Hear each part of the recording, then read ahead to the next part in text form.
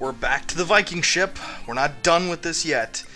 We got some treasure hunting to do, and you can't hunt treasure without defeating some Vikings. Vikings are the sole guardians of the majority of the world's treasure. Now this whole room is one big circle, or square, I don't know, it's a shape of some kind, but it goes in a circle is the point I'm trying to make to you. And just keep in mind that there's no, like, direct exit. You have to be really careful. You have to know there's a hidden exit. And if you don't know that, then you're just going to waste your time for a little while. But it's not really that big of a deal. Just pass that ghost. I'm kind of sick of the ghosts. You know, sometimes dead is better. But that's really all I have to say. That's the hidden exit towards this really incredibly lackluster boss. You hit him, he falls apart, he jumps over you, and you hit him again.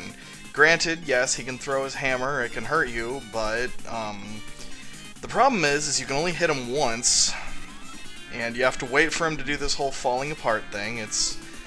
I guess it's a cute effect, but it just kind of wastes your time is the problem. There really isn't any... There's no way to actually damage him while he's falling apart, which would be nice, but whatever, it's just him. It's just a little unnecessary, that's all. Maybe if it didn't take him quite so long to fall apart. I guess it's like if you don't know that his head is the weak point, it'll serve as a handy little reminder. It'll show you that you're hitting him right, and I at least show you what he can do. I'm not very good at avoiding the hammer because I'm usually actually shooting him, and now you see, if you aren't actually hitting him in the head, then it's actually, yeah, you might actually get hurt a lot, but whatever. I guess we cleared that problem, I don't know. But we get the Viking diary for our troubles. Never mind, I guess we don't, because this guy just is a liar and a cheat.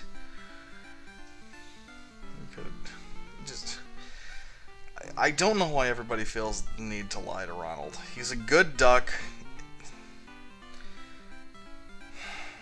I just don't understand it anymore. I mean, at least he gives us a new plunger. This is the highest caliber of plunger. This is the best plunger in the game. Kinda, I guess. They're not really... I don't know, they're not really that high quality to begin with, but I suppose if you could hang off of a bird's feathers while using a plunger, then... Wait a minute, this sounds familiar. Hanging off of a bird. Hold on, I think I know what I need to do. I'm gonna do this thing. I'm gonna hold on to this bird, and we can move him up and down, and we're gonna, like, go all through the Arctic. Okay, I get it now. And this section's actually really tricky for me, because I have a tough time gauging exactly where the birds are supposed to be to hurt you. Like, I feel like if they hit Donald's feet, then they'll not... Well, the real problem, though, is that if they touch you at all, you fall off of the bird, and... well, then you just go into the pit, and it's an automatic kill, and that's kind of a bummer. Maybe I'm just a big cranky pants, but it doesn't really... I don't care. It's still fun. I don't know why. Donald didn't even seem to let go. He just kind of morphed into the ice. And this section gave me a lot of trouble when I was recording this at like 4 in the morning. I don't know why I was playing... Jeez, that came out of nowhere. Hi, guy. You gotta kind of gain your bearings. I'm not very good. Remember when I said I was good at this game? Well, that was a lie, because I'm not very good at this. But I'll get better, probably. But I'm just gonna keep trying. You know, you can't doubt that. That's a stone cold fact, my man. Really almost fell into that ice, and that would have been a complete disaster. I am really terrible at this ice level. Those orcas are scaring me. And there is something that's kind of a cheap shot later on when you're hopping across the platforms. I mean, it's not these penguins. The enemies are all fine. But you hop on the platforms and everything's all well and good, and... oh, it starts moving! Well, you know, if you're not jumping at it at the right angle, then you're not gonna know, and you're gonna fall off. It takes a little practice for me. It's not the easiest jumping I've ever done. Now, those three, they all move in a row. I don't care that much. But you really don't even know they're going to, so it's introducing a gimmick to you in the worst kind of way. But we get lots of gum, I don't know why I'm switching to it. I need the plunger to get out of the hole. And there's more as health and gum. I kind of want a free life after that unfortunate circumstance with the... What? Oh. Oh, okay, the gum... Why am I going this way? Shouldn't I... What is this guy's deal? Hold on. He's kind of like buff, but then he's fat. I don't know... How do you... Nothing seems to work on this guy. I know you can hit him. You have to, like, hit him when he's in that stage of being fat. But you have to hit him, like, in the back of his head or something. It's very, very bizarre. Oh, thank you. A nice little seal illustrated to me that I got a turkey or a chicken or whatever you... Something close enough to Donald's species where it's incredibly... I got a 1-up, I don't care. I'll murder as many of my own species as I can. I apologize that a lot of the time spent is in the start menu, but you pretty much have to do that if you want to do the bubblegum and the plunger challenges accurately. Now, you don't really have to get the ones inside the ice, but I like to do it just because it's cool, I guess. Oh, come on. Plunge up, and 4 more. Let's bust it. Oh, what's this? Oh, nifty. I don't know why the purple ice is... Maybe the purple ice is harder to break because... plate tectonics, I guess. That's my assumption. I'm sure plate tectonics have something to do with it. But now that we're all clear of the ice, looks like we can go, but I thought that was every area on the map, so... Oh, never mind. Let's get some more ammo. Oops. Donald is not much of an adventurer. Oh. Hey, come on now, Pete. Why did you do that? Look, I would have shared some of the treasure if you'd just asked, but you have to just kidnap my nephews. I forget their names. I think one of them's Lewis or something. Donald winks, he knows what's up. He's got the score. He'll figure this out. I don't really care what they have to say, so I just skip through it. You gotta understand, when recording something at 4 in the morning, you're not that interested in what baby ducks have to tell you. But don't worry about it. We're in, I didn't even catch where we are. I'll just assume we're in the Amazon. And we're going to catch that gangster Pete who stole our Viking diary. Very rude of him.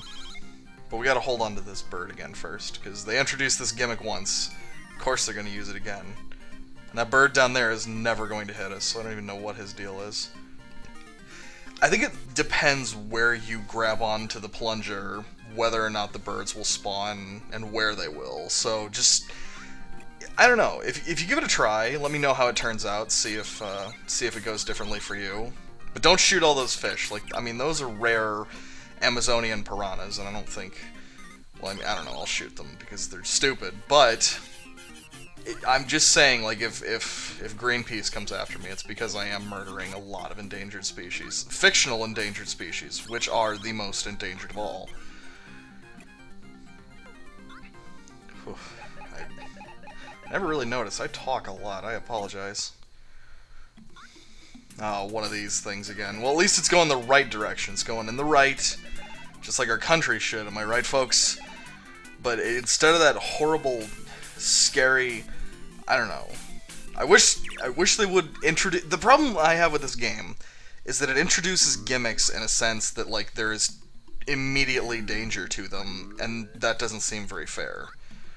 I would appreciate it more if they gave you a gimmick and they're like, well, here it is in a very polite little manner, but oh no, now it's scary. But instead it just immediately tosses you into it. It makes it more difficult when it introduces the gimmick and then shows it to you again later, yes. However, it doesn't... I feel like the learning curve... This children's game is just really too difficult. It's just bunching up my shorts. Now this is kind of scary. You never know when these platforms coming out. I think this is in, like, Super Mario World, something similar to this. I'm assuming that, of course, all games were inspired by Super Mario World. Now this jump, you have to plant a plunger before you go. Whoa. And make sure that it stays there. And now hop over, because I cannot make that jump without a plunger. I don't know if that's just me, perhaps I'm just being clumsy, I don't know. but I have that problem. Maybe, I don't know. Tell me if you can do it without the plunger. I'd like to know. And we got some more of those guns that shoot out sound effects. I kind of like those. I'm glad they're back. And now Fatso's back, thinking he's all buff, thinking he's swole. He ain't nothing. Well, we're just gonna run away from him because we don't have the capabilities of killing him. I would stick to the upper path and go on down to the lower path through that upper path, but if I recall correctly, there is a bit of a problem with, like, pits. Whatever, I'm just gonna tank damage. I don't care about the turtles anymore. Because if I recall correctly, there will be a turkey coming up soon.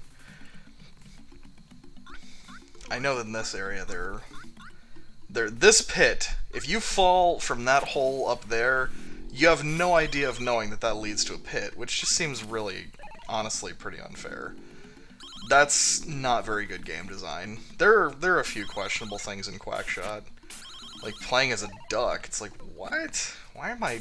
This duck isn't even wearing pants. Whatever. Oh, I really hate this guy. Just, whatever. I don't care anymore. Now, oh. Oh, well, mighty fair of you, Pete. We'll do what we can. I mean, Pete is the prototypical Disney antagonist. Just get out of here, Fatso.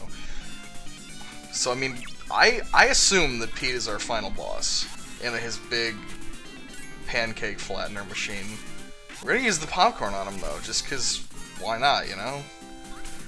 But the thing about Pete is, when I first played this, I was doing really good, and then I got here, and I was like, oh man, I'm gonna finish the game tonight. And then I got here, and I finished, and I kept recording after I beat him, because I thought this was the last boss, which, spoilers, it's not. And he can only travel on that black track in the background, the one that's, in the top part, it's like kind of covered by bricks, and on the bottom here, it's, you can tell, it's the black line. Can you not see that? You can see it, alright? I don't know what I'm trying to inform you for, stupid. But I thought this was the last boss, and I kept recording, and I did really awful in the next level, and I had to stop. And I realized, you know, maybe I should just quit while I'm ahead. I think that's a pretty apt metaphor for all of our lives, really. And I don't know why I'm sticking so many plungers on the side of his machine. It doesn't really stop him. But I appreciate, it's pretty clear where you need to hit this guy. It's the part of him that isn't the machine. That seems pretty simple. Come on. There we go. See, he's not done yet? He's really not that tricky of a boss. You just have to, you know... Oh, you have to beat him. There you go. But now that we've got the diary back, we'll just have to cut it off for today. And what mysteries does the Viking diary entail? Well, who knows? You'll find out next time, probably. Have a good one, guys.